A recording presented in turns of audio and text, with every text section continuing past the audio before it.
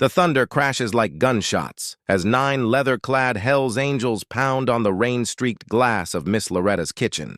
It's midnight in Memphis, and 73-year-old Loretta stands frozen behind her counter, heart hammering against her ribs. These aren't just any bikers. Skull patches gleam on wet leather. Beards drip with storm water, arms covered in tattoos that tell stories she doesn't want to know. Loretta's hand hovers over the phone. Every instinct screams run. Every news story she's ever heard about motorcycle gangs floods her mind. She's alone, vulnerable. One elderly black woman against 9 men who look like they could crush her with their bare hands. Loretta was 68 years old, but her spirit carried both the strength of her ancestors and the weight of every long night she had spent alone in her diner. She was a grandmother, though her grandkids lived far away in the city, too busy with their own lives to visit often. She didn't mind, or at least that's what she told herself when the silence of the empty diner pressed against her heart. The diner was her world. It wasn't fancy, and it never had been. Just a roadside building, square and squat, built from brick and memory. Its faded sign flickered weakly in red neon. Loretta's Home Cooking. She had painted the sign herself decades ago, with her husband holding the ladder steady as she worked. Back then, they dreamed of serving every traveler who passed through, and for many years they did. Inside, the place looked like a photograph from another time. Red vinyl booths lined the walls, their cushions cracked but still soft. The countertop stretched the length of the room, with stools that wobbled if you didn't sit carefully. The air always smelled faintly of coffee, bacon grease, and something warm baking in the oven. On the back wall, a jukebox stood silent, its lights dim. It had once filled the room with the voices of Ray Charles, Aretha Franklin, and Sam Cooke, but now the machine was stubborn, swallowing quarters without playing a note. To Loretta, though, every inch of the diner told a story. The corner booth by the window, that's where a young soldier had proposed to his sweetheart before leaving for Vietnam. The counter stool closest to the kitchen, that was where Old Man Jenkins sat every morning for 20 years, drinking black coffee and arguing about baseball. Her late husband's favorite chair? It was still there, tucked away, though no one sat in it now, but times had changed. A new highway had opened years ago, pulling traffic away from the town like a thief stealing life from its streets. The gas station across the road had closed, the grocery store shut its doors, and even the church had fewer voices on Sundays. Her diner survived, but just barely. Business was slow. Too slow. Some days, not a single customer walked in. Loretta still turned the sign to open every morning, still brewed a fresh pot of coffee, still fried up bacon and eggs, just in case someone hungry came by. But most nights, she ended up sitting in a booth with her own plate of food, eating in silence and whispering a prayer that tomorrow would be better. She was proud, but she wasn't blind. The roof leaked in 3 places. The old refrigerator hummed like it was about to die, and the bills piled up higher every month. Loretta didn't have the heart to close the diner.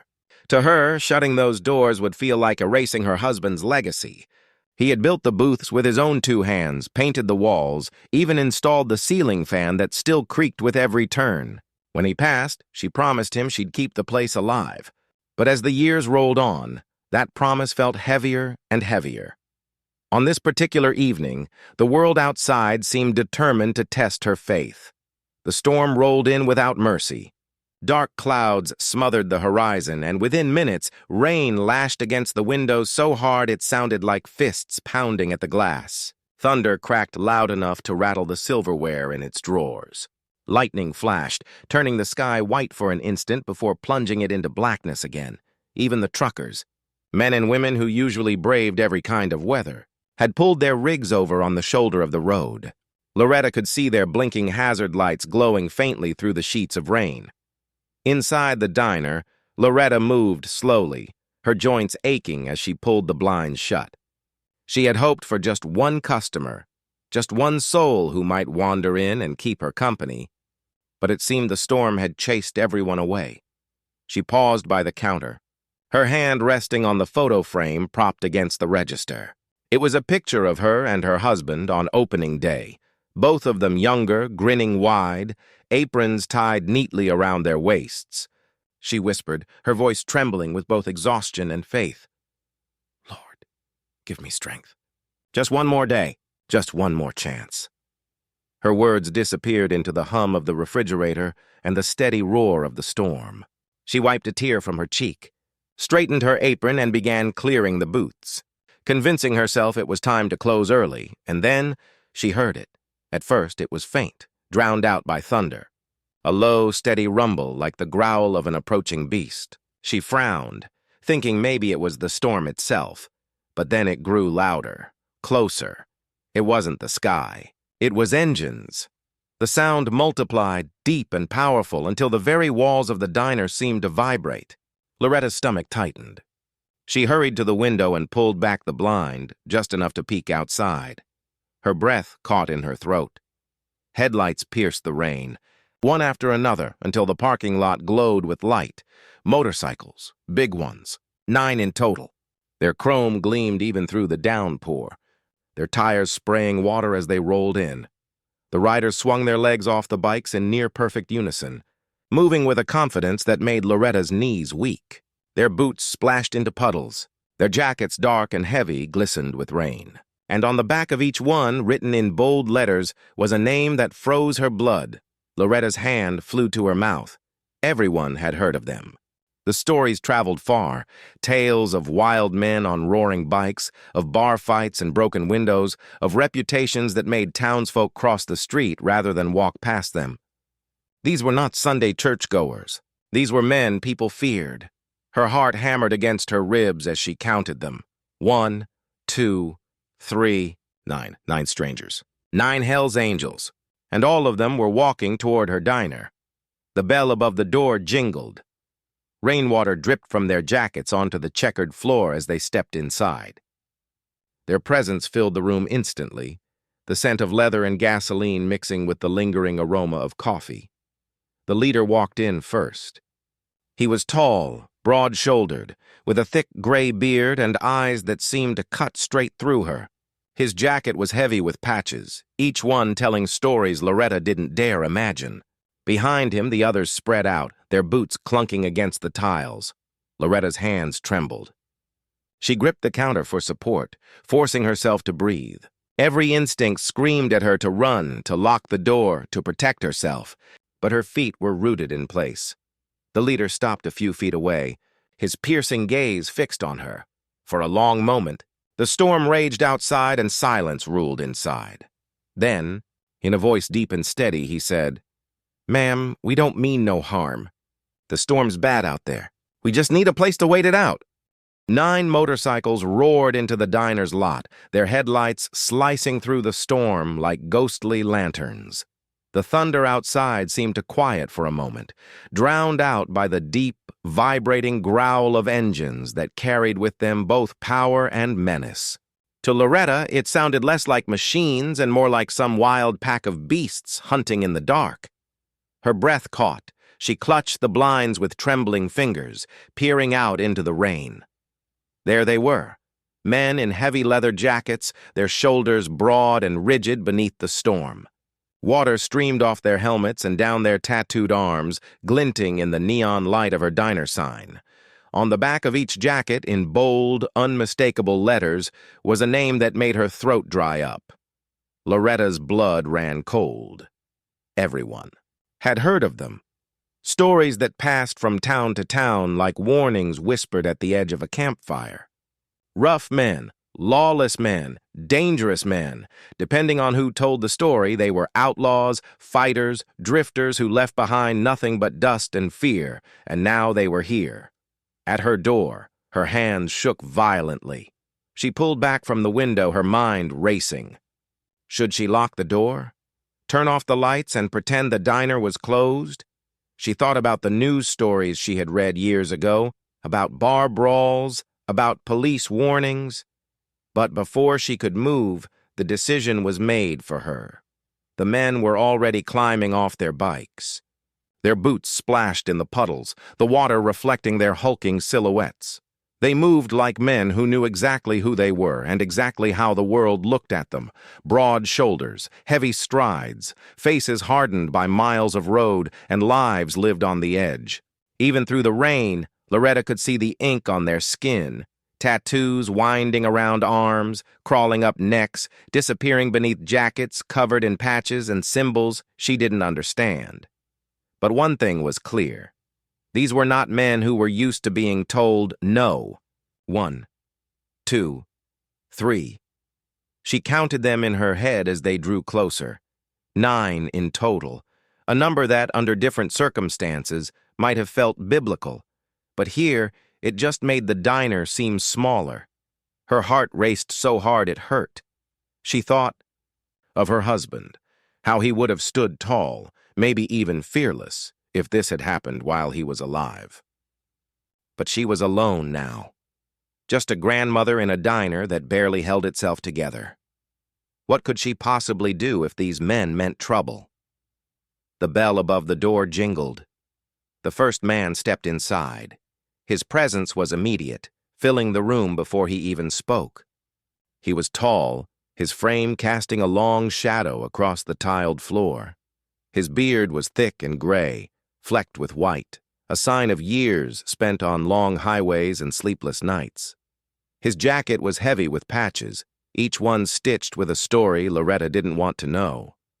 His eyes, sharp, piercing, locked onto her, and for a moment it felt like he could see every thought she was trying to hide. Behind him, the others entered one by one. They spread out like a tide, boots clunking against the floor, leather squeaking as rainwater dripped from their jackets. The air changed with them. The cozy warmth of the diner was swallowed by the scent of wet leather, gasoline, and smoke clinging to their clothes. Loretta stood frozen, her knuckles white as she gripped the counter. She could barely breathe. The storm outside raged on, pounding against the windows. But it felt quieter than the pounding of her own heart. The gray-bearded man stepped closer. He didn't raise his voice. He didn't need to.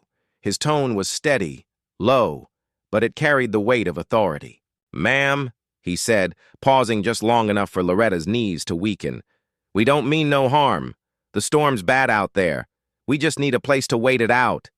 His words hung in the air, heavy and strange. Loretta blinked, unsure if she had heard correctly. "We don't mean no harm?" Was that the truth? Or just something he said to lower her guard? Her fear screamed at her.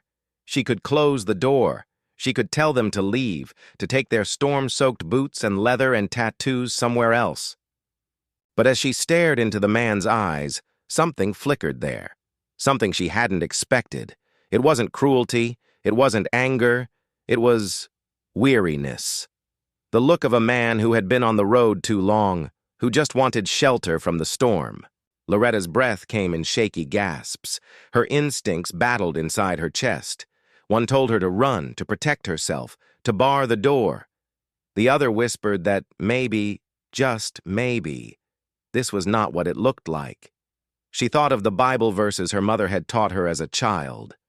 "Do not neglect to show hospitality to strangers, for by this some have entertained angels without knowing it." Her lips trembled. She was not a woman of great strength anymore, but she still had her dignity. She still had her heart. Slowly, she lifted her chin. "Sit anywhere you like," she said, her voice unsteady but clear. "Coffee's hot." The words surprised even her.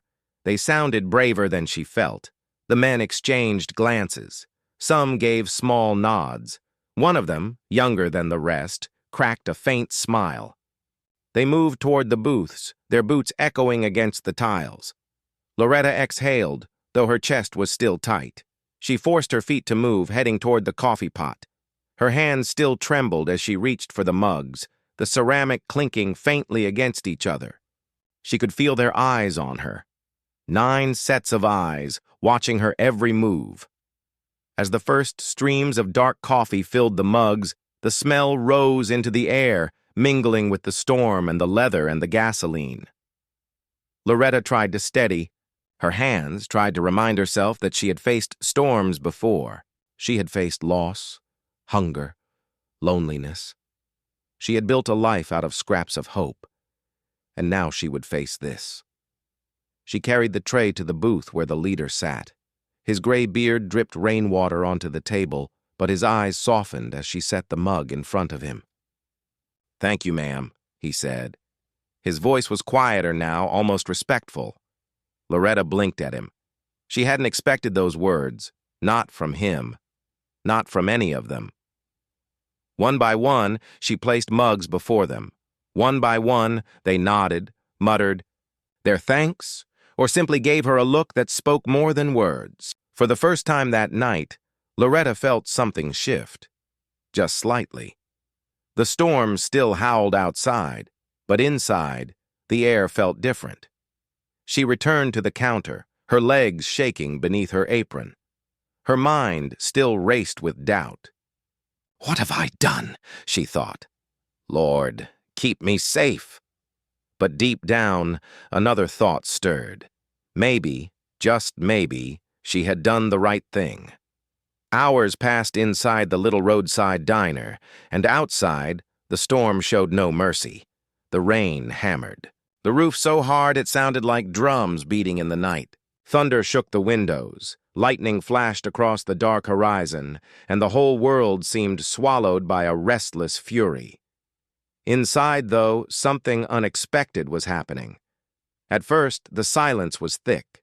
Loretta moved quietly between the counter and the coffee pot, refilling mugs, pretending to busy herself with cleaning, though she had already wiped the same counter 3 times. The men spoke only in low murmurs. The clinking of spoons in coffee cups and the crackle of thunder were the only sounds. But then, something shifted. When the electricity flickered once, twice, and finally blinked out entirely, the diner was thrown into near darkness. For a moment, Loretta's heart jumped into her throat. She stood frozen, the coffee pot in her hand, while shadows swallowed the red booths and the old jukebox. Then one of the bikers chuckled softly, a warm, surprisingly gentle sound. "Guess we're going old school tonight," he said. Another man pulled a lighter from his pocket, flicked it, and a small flame danced. "Ma'am, where do you keep the candles?" he asked. Loretta blinked, startled by his polite tone.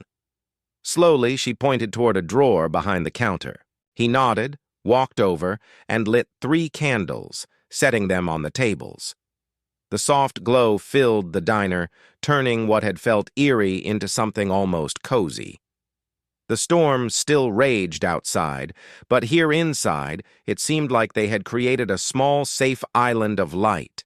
The men began talking more freely. Stories drifted across the booths. Stories of the road, of endless highways, of nights under the stars when the only thing keeping them warm was a fire and each other's company. Loretta listened quietly at first, keeping her distance. But soon curiosity tugged her closer. She leaned against the counter, pretending to polish a glass, while her ears stayed fixed on their words. One man, broad-shouldered with tattoos creeping up his neck, told the story of when his bike broke down in the middle of the desert. "Sun beating down, no shade for miles. I thought that was the end for me," he said. "But my brothers came back, rode 20 miles out of their way just to make sure I got water and a tow. That's what family does." Another chimed in. "Most folks think it's just bikes and fights. But truth? It's about loyalty. We ride for each other. Always." Loretta's eyes softened. She had heard only bad things about groups like theirs. But here they were, talking about loyalty, brotherhood, and trust. Things she longed for herself. Slowly, she approached their booth, hands folded nervously in front of her apron. "You boys hungry?" she asked. They looked up, and for the first time, smiles spread across their faces. "Starving," one said. Within minutes, Loretta was moving through the small kitchen, pulling out what little she had left, eggs, bacon, biscuits, and a pot of stew she had cooked earlier for herself. She piled plates high, her hands moving with a rhythm she hadn't felt in years. Cooking for others had always been her love language, and tonight she finally had mouths to feed. The bikers dug in with gratitude, their rough exteriors melting away as they complimented her food. "Ma'am, I haven't had biscuits like this since my mama's kitchen, one admitted, wiping his mouth with a napkin. Loretta chuckled, a sound that surprised even her. She hadn't laughed like that in a long time. As the meal went on, conversations deepened. One of the younger bikers, maybe no older than 30, glanced at Loretta with a half-smile. You know, ma'am, people cross the street when they see us. They don't look us in the eye. They think we're monsters. He paused, staring into his coffee. Truth is, we're just men who love the road. But respect? That's rare. Another nodded. Most folks don't see past the jackets. They see the patch and think, trouble. But the real trouble is being judged without a chance to speak. Loretta sat down at their booth then. Her heart, which had been clamped shut with fear just hours ago, was opening slowly, like a flower after rain. She told them about her own life, the diner that had once thrived when the old highway ran through town, her husband who had passed 10 years ago, and the lonely nights she spent waiting for customers who never came. Her voice cracked when she admitted, sometimes I think I keep this place open out of habit. Like if I close it, I'll lose the last piece of him. This diner was his dream too, you know. The men grew quiet. They listened, not half-heartedly, not distractedly, but with real attention, nodding, their eyes locked on hers. For the first time in years, Loretta felt heard. Not pitied, not brushed off, just heard. One of them leaned forward, his voice low. Ma'am, that takes strength. More than riding through storms or crossing deserts. You keeping this place alive? That's fighting in its own way. Tears stung her eyes, but she blinked them away, smiling instead. Hours passed, stories flowed, and laughter filled the diner. When Loretta stood to clear dishes, one biker jumped up. Let me help you with that, he said, gathering plates. She gaped at him. You wash dishes? He grinned. Ma'am, I've done worse. The others chuckled as he rolled up his sleeves and began rinsing plates in the sink. Loretta watched, shaking her head in disbelief. By the time dawn crept, across the horizon, painting the sky in shades of gold and pink, the storm had finally passed. The men stretched, stood, and gathered their things. The diner smelled of coffee and bacon, of wet leather and candle wax. Each man placed money on the counter, not just enough to cover their meals, but far more. Bills stacked neatly, folded carefully. The leader, the gray-bearded man with the piercing eyes, approached Loretta last. He held out his hand, rough and calloused. She hesitated, then placed her small hand in his. His grip was firm, but warm. Ma'am, he said, his voice steady, you treated us like men tonight, not monsters, not outlaws, just men. We don't forget that. Loretta swallowed hard, unable to speak. He gave a small nod. You'll see us again. And with that, they filed out into the morning light, their boots splashing in puddles, engines roaring to life one by one. Loretta stood at the window, watching them ride away.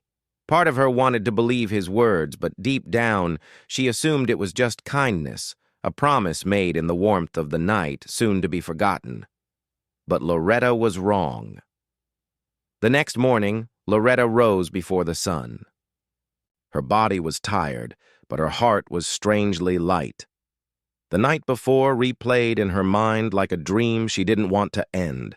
The laughter, the conversations, the feeling of being surrounded by people who truly listened. She brewed herself a small pot of coffee, humming softly as she unlocked the diner's front door. The rain had passed, leaving behind a clean, fresh smell that drifted through the air.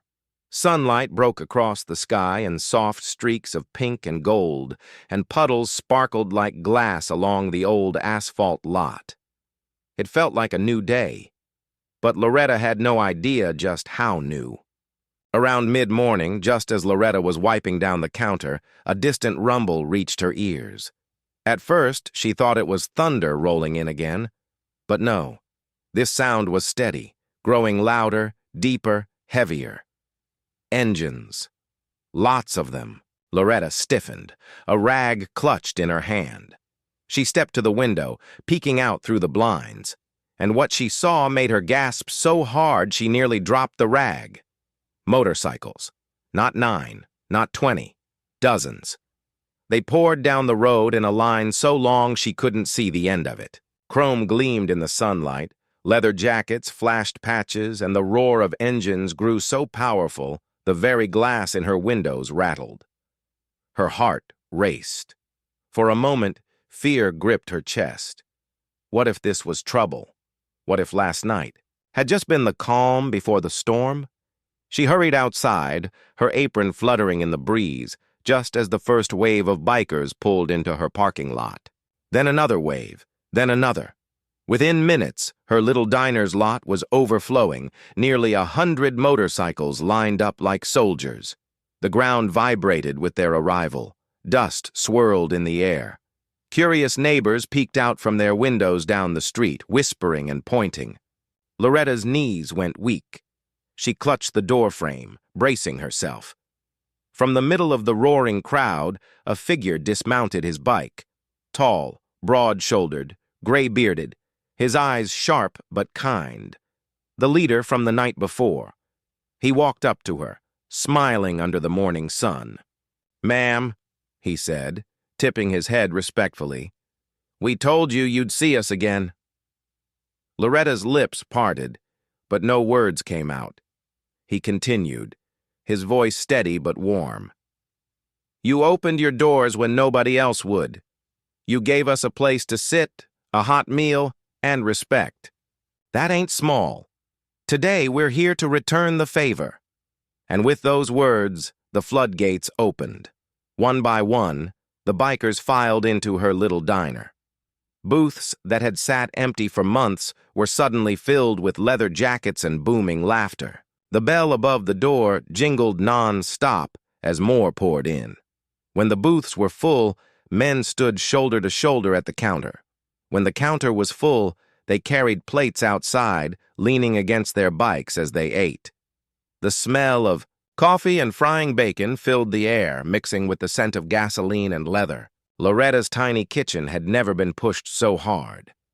Pots bubbled, skillets hissed, toast popped, and the old coffee pot groaned as it brewed its 5th, 6th, 7th batch. Loretta moved like she hadn't moved in years. Her hands flew across. The grill, flipping eggs, stacking pancakes, frying sausage links. Sweat beaded on her forehead, but her smile never faded. And here was the miracle. She wasn't alone. "Ma'am, let me grab those plates for you." One biker carried trays to waiting tables. Another grabbed a mop and started wiping down the wet floor where boots had tracked in mud. Yet another stood at the sink, washing dishes as fast as Loretta could dirty them. It was chaos, but a good kind of chaos. The diner, which had felt like a tomb for so long, was now alive, pulsing with energy, laughter, and warmth. But it wasn't only bikers who showed up. Word travels fast in a small town, and when folks noticed the flood of motorcycles parked outside Loretta's place, curiosity pulled them in. First, a few neighbors wandered in, whispering, "What's going on here?" Then families arrived, drawn by the smell of food and the sight of all those riders eating peacefully. Then passers-by from the highway pulled over, curious to see why nearly 100 bikers were crowded around a tiny roadside diner. By noon, Loretta's place was overflowing not just with bikers, but with townsfolk she hadn't seen in years. Some came cautiously, expecting trouble. Instead, they found respect, laughter, and plates piled high with food. For the first time in decades, her diner was the heartbeat of the town again. As Loretta rushed from booth to booth, she noticed something remarkable. The bikers weren't just eating and leaving. They were talking, sharing stories with anyone who sat near them. One rough-looking man with a scar across his cheek leaned across the table to chat with a father and his young son about motorcycles. Another, with sleeves of tattoos, spent 20 minutes swapping barbecue recipes with a middle-aged woman. The leather jackets, the patches, the roaring engines, none of it mattered anymore. What people saw instead were men laughing, sharing, helping, listening.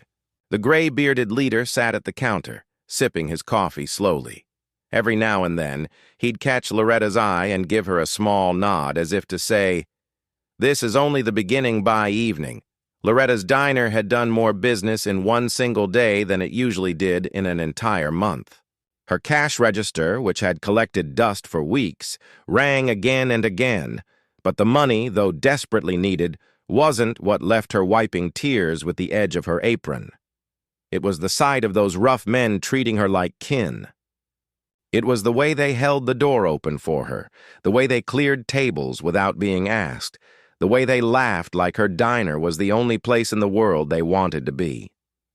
When the sun began to set and the last of the meals were served, the bikers gathered outside. Engines revved, headlights flickered on, and the roar of motorcycles filled the air once more. The gray-bearded leader walked up to Loretta one last time. "You ever need us?" he said firmly. "You just holler. You've got family now."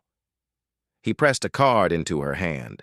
On it was nothing more than a phone number and the words, "Brothers for Life."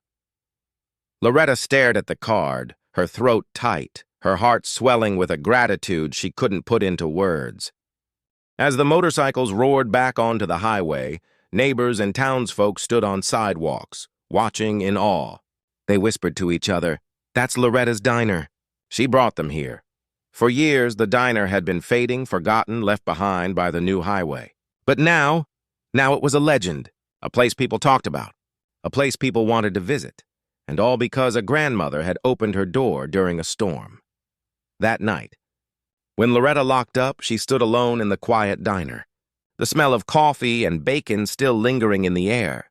She looked at the full cash register, the empty plates stacked high, the chairs pushed back in 100 different ways. But most of all, she thought of the men who had sat in her booths, laughed in her kitchen, and turned her fear into friendship. For the first time in years, Loretta didn't feel alone. She whispered softly, "Thank you, Lord. Thank you for sending them." Her voice trembled. But her smile was steady, because now she knew this wasn't just her fight anymore. She had an army. From that day forward, everything changed. Loretta's diner, once forgotten and struggling to survive, was never empty again. The story spread first through whispers in the small town. Folks who had seen the 100 motorcycles gathered outside the diner couldn't stop talking about it. "You hear what happened down at Loretta's? She fed the Hells Angels. Not only that, they came back with 100 men the next day." At first, people didn't believe it. They thought it was just a rumor, a tall tale told to pass time. But then travelers started showing up. Strangers from nearby towns, truckers passing through, and even families from cities an hour away. They weren't just hungry for food.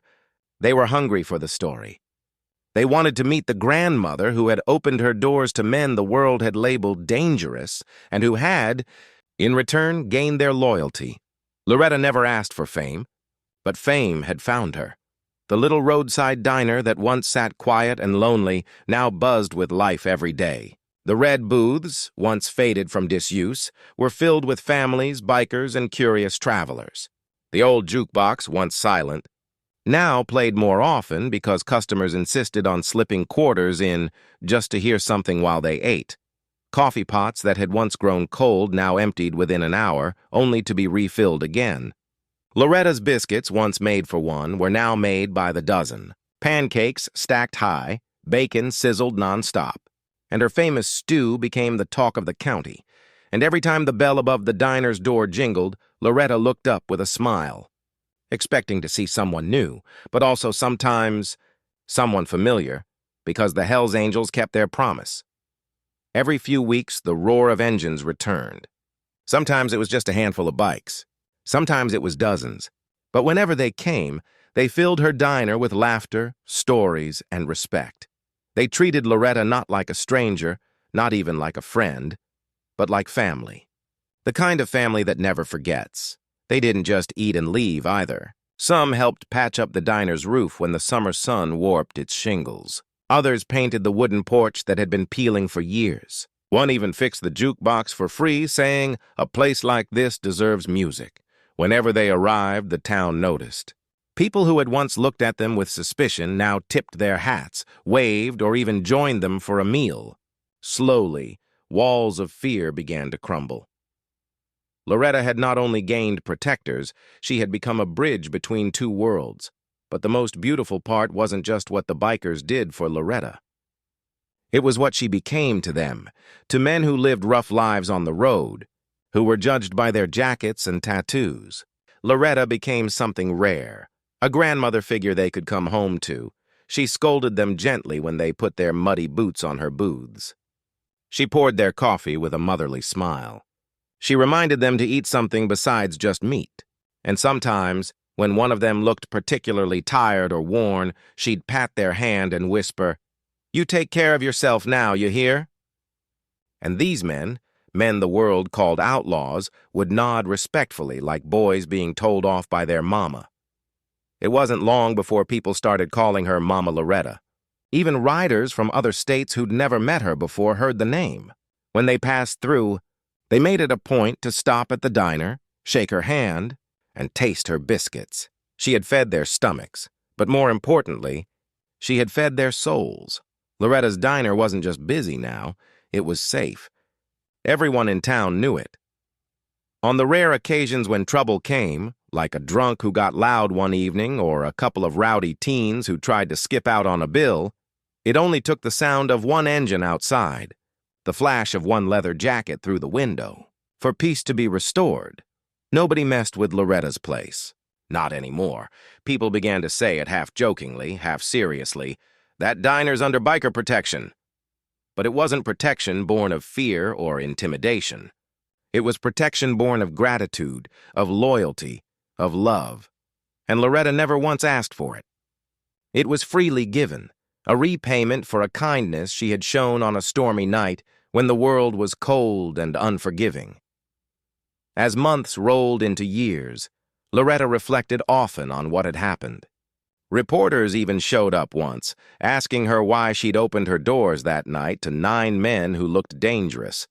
She had smiled gently, her eyes crinkling at the corners, and said, "Because sometimes the people you fear the most are the ones who end up saving you." Her words spread, written in local papers, repeated by travelers who passed through. They became almost a proverb, a reminder that fear blinds us, but kindness opens doors. She would often tell anyone who asked, "I could have locked that door. I could have let fear decide. But I thought, what if it was my son out there cold and wet? Wouldn't I hope someone opened the door for him?"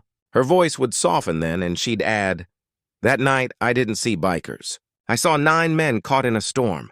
That's all." What Loretta didn't realize at first was how far her choice would ripple. Travelers who came for the story left inspired. Families who once avoided people who looked different began to rethink their fears. Teenagers in the town, who had once teased each other about staying away from those bikers, now waved when they passed them on the road. Even other businesses in the area felt the change. Gas stations and motels welcomed riders more warmly, remembering how Loretta had turned strangers into family. And within the biker community, her story spread like wildfire. She wasn't just a grandma with a diner. She was living proof that compassion could exist in the unlikeliest of places. As Loretta grew older, the diner continued to thrive. The once lonely nights were gone. Every day brought new faces, laughter, and the hum of life. She would often sit in her favorite booth by the window, sipping coffee while bikers chatted around her. Families filled other tables and the jukebox played. She'd watch the sunlight streaming through the blinds, and she'd think of her late husband. "I kept it alive, George," she'd whisper, "just like we dreamed." And in her heart, she knew she hadn't done it alone. She had been carried by kindness, hers and theirs. When people later told her she was brave, she would shake her head. "No," she'd say softly. "I wasn't brave. I was just human. And I think maybe that's all people need sometimes, someone to see them as human." The legacy of that stormy night outlasted the storm itself. It became a story people told their children, a story about a grandmother, a diner, and 100 roaring motorcycles that turned fear into family. And whenever engines rumbled in the distance, Loretta didn't tense up anymore. Instead, she smiled, because she knew it meant her family was coming home. That stormy night had offered Loretta a choice, fear or compassion. She had chosen compassion, and in return, she had gained something she never expected, an army of unlikely friends who filled her life with loyalty, laughter, and love. The diner had been saved. The town had been changed, and Loretta herself had been transformed, because kindness once given doesn't vanish. It echoes, it multiplies. It comes back when you least expect it in ways you could never imagine. And if you had asked Loretta, years later, what she had learned from it all, she would have smiled, poured you a cup of hot coffee, and said, kindness is a seed. Plant it, even in the storm. You might be surprised at what grows. If you enjoyed this story, make sure to hit that like button and subscribe to the channel for more powerful and inspiring stories. Don't forget to turn on the notification bell so you never miss the next one. Thanks for watching, and I'll see you in the next story.